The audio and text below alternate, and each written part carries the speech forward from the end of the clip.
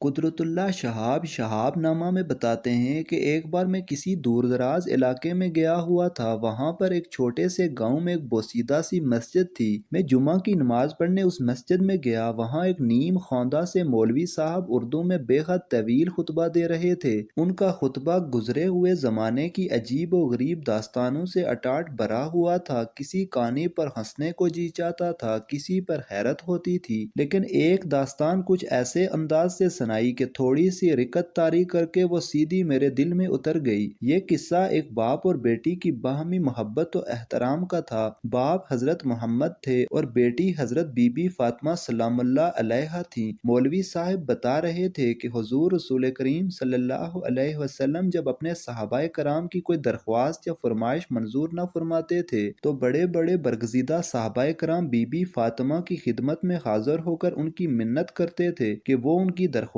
حضور کی خدمت میں لے جائیں اور اسے منظور کروا لائیں۔ حضور نبی کریم صلی اللہ علیہ وسلم کے دل میں بیٹی کا اتنا پیار اور احترام تھا کہ اکثر اوقات جب بی بی فاطمہ ایسی کوئی درخواست یا فرمائش لے کر حاضر خدمت ہوتی تھی تو حضور خوش دلی سے منظور فرما لیتے تھے۔ اس کہانی کو قبول کرنے کے لیے میرا دل بے اختیار آمادہ ہو گیا۔ جمعہ کی نماز کے بعد میں اسی بوسیدہ سی مسجد میں بیٹھ کر نوافل پڑھتا رہا۔ کچھ نفل میں نے حضرت بی بی فاطمہ کی روح مبارک کو ایصال ثواب کی نیت سے پڑھے۔ پھر میں نے پوری یکسوئی سے گڑ گڑا کر یہ دعا مانگی، یا اللہ میں نہیں جانتا کہ یہ داستان صحیح ہے یا غلط، لیکن میرا دل گواہی دیتا ہے کہ تیرے آخری رسول کے دل میں اپنی بیٹی خاتون جنت کے لیے اس سے بھی زیادہ محبت اور عزت کا جذبہ موجزن ہوگا۔ اس لیے میں اللہ سے درخواست کرتا ہوں کہ وہ حضرت بی بی فاطمہ کی روح کو اجازت مرحمت فرمائے کہ وہ میری ایک درخواست اپنے والد گرامی کے حضور میں پیش کر کے منظور کروا لیں۔ درخواست یہ ہے کہ میں اللہ کی راہ کا متلاشی ہوں، مجھے روحانیت کے راستے پر چلنے کی توفیق عطا کر۔ اس بات کا میں نے اپنے گھر میں یا باہر کسی سے ذکر تک نہ کیا۔ 6-7 ہفتے گزر گئے اور میں اس واقعے کو بھول بھال گیا۔ پھر اچانک 7 سمندر پار کی میری ایک جرمن بھابھی کا ایک عجیب خط موصول ہوا جو مشرف با اسلام ہو چکی تھی اور نہایت اعلیٰ درجے کی پابند صوم و صلات خاتون تھیں۔ انہوں نے لکھا تھا، رات میں نے خوش قسمتی سے فاطمہ بنت رسول اللہ کو خواب میں دیکھا۔ انہوں نے میرے ساتھ نہایت تواضع اور شفقت سے باتیں کی اور فرمایا کہ اپنے دیور قدرت اللہ شہاب کو بتا دو کہ میں نے اس کی درخواست اپنے برگزیدہ والد گرامی کی خدمت میں پیش کر دی تھی۔ انہوں نے عذرائے نوازش منظور فرما لیا ہے۔ یہ خط پڑھتے ہی میرے ہوش و حواس پر خوشی اور خیرت کی دیوانگی سی طاری ہو گئی۔ مجھے یوں محسوس ہوتا تھا میرے قدم زمین پر نہیں پڑ رہے بلکہ ہوا میں چل رہے ہیں۔ یہ تصور کہ اس برگزیدہ محفل میں ان باپ بیٹی کے درمیان میرا ذکر ہوا میرے روئیں روئیں پر ایک تیز و تند نشے کی طرح چھا جاتا تھا۔ کیسا عظیم باپ اور کیسی عظیم بیٹی 2-3 دن میں اپنے کمرے میں بند ہو کر دیوانوں کی طرح اس مصرے کی مجسم صورت بنا بیٹھا رہا۔ مجھ سے بہتر ذکر میرا ہے کہ اس محفل میں ہے۔ اس کے بعد کچھ عرصہ تک مجھے خواب میں طرح طرح کی بزرگ صورت ہستیاں نظر آتی رہیں جن کو نہ تو میں جانتا تھا، نہ ان کی باتیں سمجھ میں آتی تھی اور نہ ان کے ساتھ میرا دل بیگتا تھا۔ پھر ایک خواب میں مجھے ایک نہایت دل نواز اور صاحب جمال بزرگ نظر آئے جو احرام پہنے ایک عجیب سرور و مستی کے عالم میں خانہ کعبہ کا طواف کر رہے تھے۔ میرا دل بے اختیار ان کے قدموں میں بچھ گیا۔ وہ بھی مسکراتے ہوئے میری جانب آئے اور مطاف سے باہر خطین کی جانب ایک جگہ مجھے اپنے پاس بٹھا لیا اور بولے، میرا نام قطب الدین بختیار کاکی ہے۔ تم اس راہ کے آدمی تو نہیں ہو، لیکن جس دربار سے تمہیں منظوری حاصل ہوئی ہے اس کے سامنے ہم سب کا سر تسلیم خم ہے۔ یہ میرا بھی آزمودہ نسخہ ہے کہ خاتون جنت کی وساطت سے مانگی گئی دعائیں رد نہیں ہوتی۔ خدا ہم سب کو خاتون جنت سیدہ کونین کے صدقے ہر قسم کی پریشانیوں بلاؤں سے محفوظ رکھے، آمین۔